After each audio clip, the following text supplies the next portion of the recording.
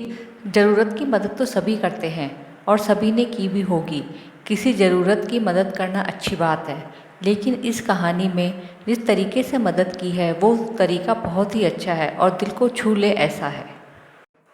ये कौन सा तरीका है, ये जानने के लिए आपको पढ़नी होगी ये कहानी। एक लड़का पैदल किसी रास्ते से जा रहा था। उस लड़के ने देखा कि सामने वाले बिजली के खंभे पर कागज़ की पर्ची चिपकी पड़ी है और उस पर्ची में कुछ लिखा हुआ है। वो लड़का थोड़ा नज़दीक जाकर पर्ची में क्या लिखा है वो देखने लगा।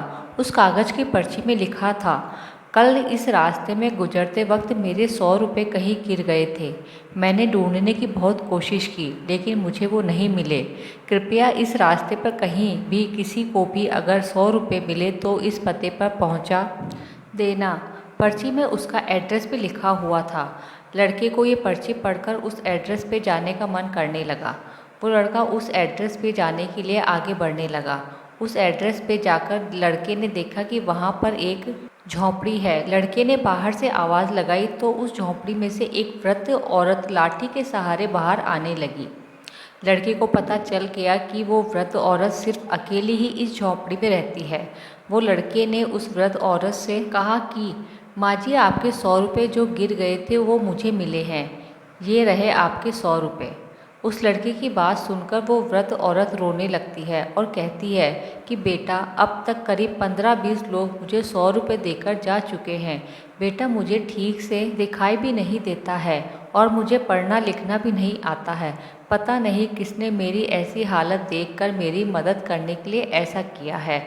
लड़के ने 100 रुपये रखने के लिए कहा पर वो वृद्ध औरत नहीं मानी। लड़के के बहुत आग्रह करने के बाद आखिर में वो वृद्ध औरत मान जाती है, लेकिन वो उस लड़के से कहती है कि तुम जाते वक्त वो पर्ची वहाँ से फाड़ कर फेंक देना। मुझे पता नहीं कि किसने मेरे पे तरस खाकर ऐसा किया है। लड़के ने कहा, माँ जी, आप इस बात की फिक्र मत करना, मैं वो पर्ची फाड़ दूंगा। अब वो लड़का उस वृद्ध औरत के घर से निकल जाता है। थोड़ी देर चलने के बाद उस लड़के ने सोचा कि आखिर मुझसे पहले आए हुए उन 15-20 लोगों को भी इस माजी ने वो पर्ची फाड़ने को कहा होगा, लेकिन उनमें से किसी ने भी ये पर्ची नहीं फाड़ी, तो फिर मैं क्यों फाड़ूं? वो लड़का उस पर्ची को बिना फाड़े ही वहाँ से चला जाता है।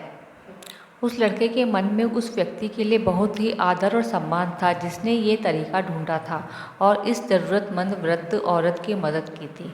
मॉरल: हमारे मन में सिर्फ किसी ज़रूरतमंद की मदद करने की इच्छा होनी चाहिए, क्योंकि मदद करने के तो बहुत सारे तरीके होते हैं। हम किसी भी तरह मदद कर सकते हैं।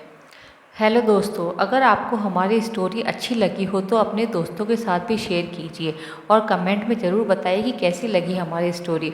और अगर किसी प्रकार की कोई कमी हो तो हमें ज़रूर बताइए कमेंट करके, और सब्सक्राइब करना भी ना भूलें बिल्कुल। जब मिलती हूँ अगली वीडियो में, धन्यवाद।